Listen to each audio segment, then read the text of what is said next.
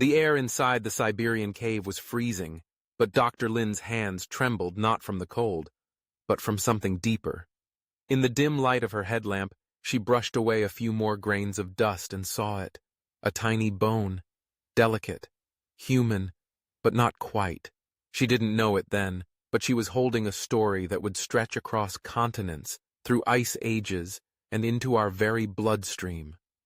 A story not just of bones and DNA, but of heartbreak, triumph, extinction, and why we, out of all our human cousins, are the only ones left.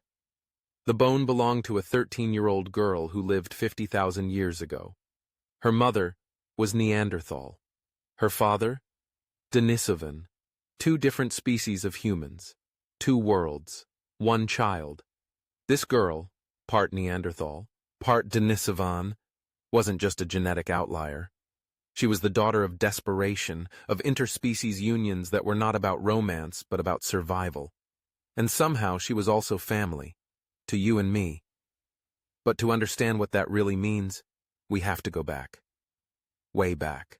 Imagine walking through a grassy valley in Central Asia, 50,000 years ago. You're not alone. To your left, a group of Neanderthals are preparing for a hunt. They're stronger than you, thick-boned, broad-nosed, their bodies built for the cold. One of them wears a necklace made of eagle talons, not just jewelry, a symbol, maybe of status, maybe of grief. To your right, high up on a nearby mountain, Denisovans climb effortlessly, breathing in thin air that would make your chest ache. No ropes, no oxygen, just instinct. Far to the south, on a volcanic island in what is now Indonesia, a group of tiny humans, barely 3 feet tall, are crafting stone tools. Homo floresiensis, the hobbits. They are laughing as they prepare to hunt a pygmy elephant, an animal still larger than any of them. And somewhere among them all, our ancestors. Homo sapiens. Thin, clever, curious. Quietly gathering, observing, migrating, planning. The Earth was once home to at least 4 species of humans.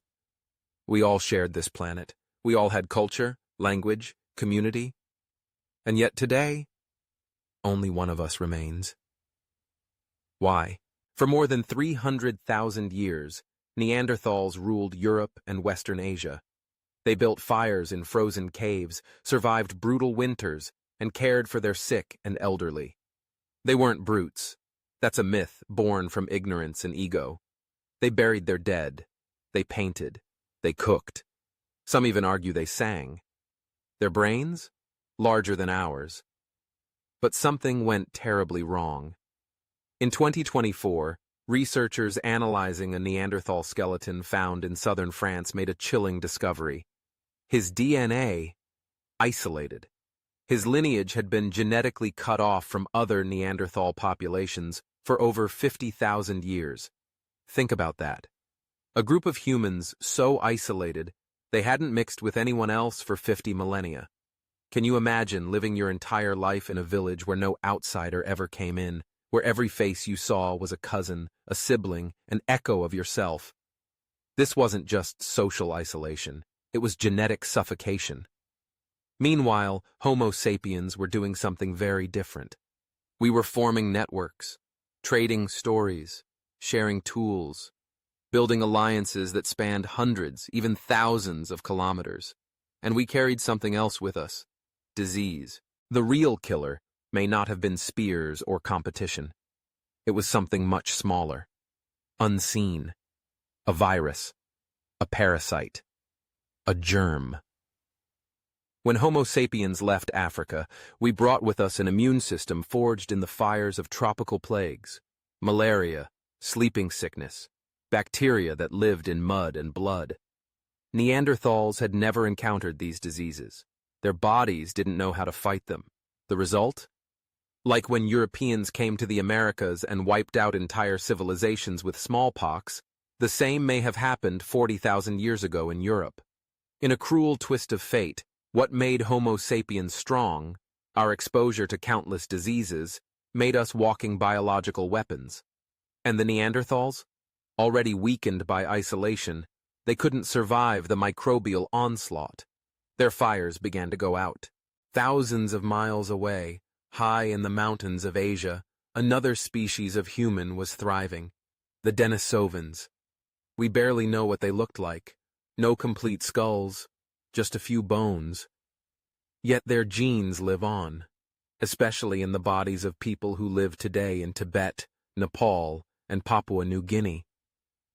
Modern Tibetans can breathe at altitudes that would kill most of us. Why? Because of a gene they inherited from Denisovans, a tiny fragment of ancient DNA that turned out to be priceless. These mountain dwellers were explorers too. Their genetic footprint stretches across Asia, even into the Pacific Islands. They were crossing dangerous waters long before Homo sapiens dared to. But like the Neanderthals, they too began to fade, just as our ancestors expanded into their territory. Let's journey to the island of Flores, Indonesia, a place where dragons still roam. Here lived Homo floresiensis, the so-called hobbits. They stood just over a meter tall, had brains the size of chimpanzees, and yet they were brilliant survivors. They lived alongside Komodo dragons, hunted stegodons, survived volcanic eruptions, and endured thousands of years of natural challenges. Then, around 50,000 years ago, they disappeared. The same time modern humans arrived. The islanders of Flores still tell stories of small, hairy people, the Abu Gogo, who lived in caves and stole food. These tales are uncannily similar to what we know of the hobbits. Is it possible they lived long enough to meet us, to hide, to be remembered in whispers and myth? Here's the twist most people don't know. We didn't just wipe out our cousins, we became them. Every person alive today carries genetic fragments from extinct human species. Europeans and Asians carry 1 to 4% Neanderthal DNA. People in Melanesia and parts of Asia carry up to 6% Denisovan genes. Even sub-Saharan Africans, long thought to have pure Homo sapiens DNA, now show traces of unknown archaic humans. Our extinct cousins didn't vanish completely. They live on in our blood, in our lungs, in our resilience. When you feel an urge to explore, maybe it's your Denisovan genes calling. When you fight off a virus without knowing it, thank your Neanderthal ancestors. When you survive a crisis with limited resources, you're living proof that the hobbit's ingenuity has not been lost. So what made us different? We weren't stronger. We weren't always smarter. But we were better at staying connected. When a drought struck a valley, Homo sapiens could call on help from another group hundreds of kilometers away. When a virus spread, new genes flowed through intermarriage. When food vanished, our networks adapted. Other human species formed tight-knit tribes, but those tribes were small, insular, and slow to change. We built web-like societies, vast, fluid, resilient. That's what saved us. Today, we are once again facing a storm. Climate change, pandemics, technological isolation, political division. We're more connected than ever, and yet many of us feel alone. Are we repeating the mistakes of the Neanderthals? Cutting ourselves off from the rest of humanity, believing we can survive in small, tribal bubbles? Or can we remember the lesson that saved our species? To reach across difference.